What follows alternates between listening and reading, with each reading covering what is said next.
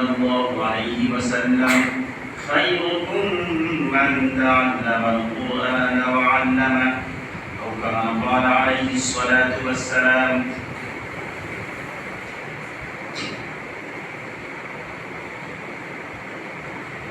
خدا کو وہی لوگ پائے ہوئے ہیں، خدا کو وہی لوگ پائے ہوئے ہیں، محمد سے جو دل لگائے ہوئے ہیں، خدا کو وہی لوگ پائے ہوئے ہیں.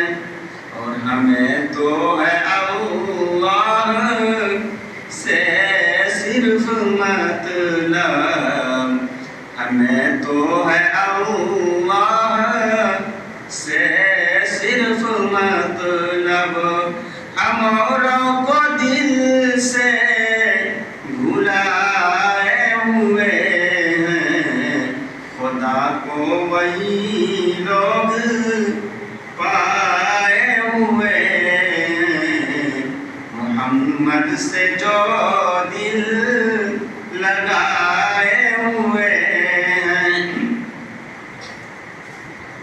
حضرین گرامی قدر، یہ اللہ پاک کا ہمارے اوپر بڑا کرم اور احسان ہے کہ اللہ پاک نے ہمیں اور آپ کو نماز کا جماعت ادا کرنے کی توفیق رحمت فرمائی.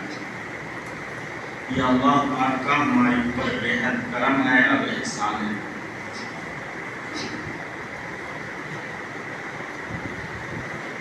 مختصر سی بات عرض کرنی ہے، اور وہ بات اسی آیت کے ضمن میں بیان کرنی ہے جو ابھی میں نے پڑھی ہے. یہ جو آیت کریمہ ابھی میں نے پڑھی، اس آیت کریمہ کا ترجمہ یہ ہے کہ اللہ تعالیٰ فرماتے ہیں ان اللہ یحب التوابین ویحب المتطہرین، بے شک اللہ تعالیٰ زیادہ توبہ کرنے والوں کو پسند کرتے ہیں، زیادہ توبہ کرنے والوں سے محبت کرتے ہیں، اور زیادہ پاک صاف رہنے والوں سے محبت کرتے ہیں. یہ اس آیت کا ترجمہ ہے. اس کی مختصر سی تفسیر اور تشریح یہ ہے، دیکھیے اللہ پاک نے اس کائنات کو بنایا، پورے عالم کو بنایا، ہمیں اور آپ کو بنایا. پوری کائنات کو اللہ پاک نے بنایا. اللہ پاک پھر اس کے بعد یہ جو ابھی دنیا ہے، قیامت قائم فرمائیں گے. قیامت کے بعد کیا ہوگا؟ حساب و کتاب ہوگا، اور اس کے بعد یا تو انسان جنت میں جائے گا یا پھر جہنم میں جائے گا.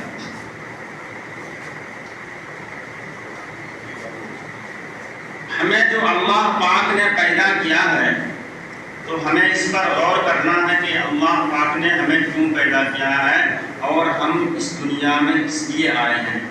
اگر ہم اس بات کو سمجھ لیے تو ہمارا یہاں آنے کا جو مقصد ہے، ہمارے جو پیدا کیے جانے کا مقصد ہے، وہ پورا ہو سکے گا. اور اگر ہم نے نہیں سمجھا اس بات کو تو ہمارا مقصد بھی پورا نہیں ہوگا، اور ہمیں آخرت میں جا کر افسوس مننا ہوگا. یہ جو آیت کریمہ ہے، اس آیت کریمہ میں اللہ تعالیٰ نے فرمایا ہے کہ اللہ تعالیٰ پسند کس کو کرتے ہیں، محبت کس سے کرتے ہیں. ہم اگر کسی کی نظر میں محبوب بن جاتے ہیں، یعنی کوئی اگر ہم سے محبت کرنے لگتا ہے تو پھر کیا ہوتا ہے؟ کسی کی نظر میں اگر ہم محبوب بن جائیں تو اس کے پاس جو محبوب چیز ہوتی ہے، اچھی چیز ہوتی ہے، وہ ہمیں گفٹ میں عنایت کر اور اگر ہم اللہ کی نظر میں محبوب بن جائیں گے تو یہ دنیا کیا چیز ہے، ہماری دنیا بھی بن جائے گی اور آخرت بھی بن جائے گی۔ اس آیت میں اللہ کا محبوب بننے کا طریقہ بتایا گیا ہے کہ ہم اللہ کی نظر میں کیسے محبوب بن جائیں، ہمارے دل میں اللہ کی محبت ہو اور اللہ کی نظر میں بھی ہم محبوب بن جائیں۔ اس کے لیے بہت بڑا مشکل کام نہیں ہے، بہت آسان کام ہے، اسی کو اس آیت میں بیان بتایا ہے اور اسی کو ہم 2-3 منٹ میں صرف بیان کریں گے کہ ہم اللہ کی نظر میں کیسے محبوب بن جائیں۔ دیکھا کہ ہم کیسے عبادت کریں اللہ تعالیٰ کی، ہم اللہ کی نظر میں محبوب کیسے بن جائیں، اس آیت میں اللہ نے یہی بتایا ہے۔ کیسے محبوب بنیں گے؟ اللہ تعالیٰ نے فرمایا ان اللہ یحب التوابین، اللہ تعالیٰ زیادہ توبہ کرنے والوں کو پسند کرتے ہیں، زیادہ توبہ کرنے والوں سے محبت کرتے ہیں۔ اتنا آسان سا کام ہے، صرف توبہ کرنا ہے۔ توبہ اس صورت میں بھی کرنا ہے جب ہم سے گناہ ہوا ہو، توبہ اس صورت میں بھی کرنا ہے جب ہم سے گناہ نہیں ہوا ہو۔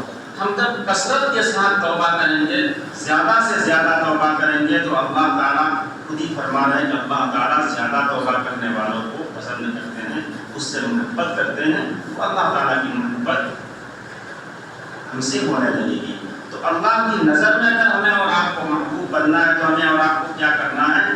زیادہ سے زیادہ توبہ کرنا ہے، اپنے گناہوں سے معافی مانگنا ہے۔ اور جو آدمی زیادہ معافی مانگتا ہے، زیادہ توبہ کرتا ہے، یہ تو اس کا یہ بھی ہے کہ التائب من الذنب کمن لا ذنب لہ، جس نے گناہوں سے توبہ کیا وہ ایسا ہے جیسا کہ اس سے گناہ ہی نہیں ہوا ہو۔ یہ تو ہے، یعنی اگر انسان ہے، انسان جو ہے بتایا گیا کہ کل بنی آدم خطاؤن، تمام انسان خطا کرنے والے ہیں، گناہ کرنے والے ہیں، ہر ایک سے گناہ ہوگا ہی ہوگا۔ اور خیر الخطائین التوابون، بہترین گناہ کرنے والوں میں سے بہتر وہ ہے جو کہ توبہ کرنے والے ہیں، وہ تو ہے۔ لیکن اس کے ساتھ ساتھ کیا بیان فرمایا گیا کہ توبہ کرنے سے صرف گناہ ہی معاف نہیں ہوتا ہے بلکہ اللہ کی نظر میں ایسا بندہ محبوب بن جاتا ہے۔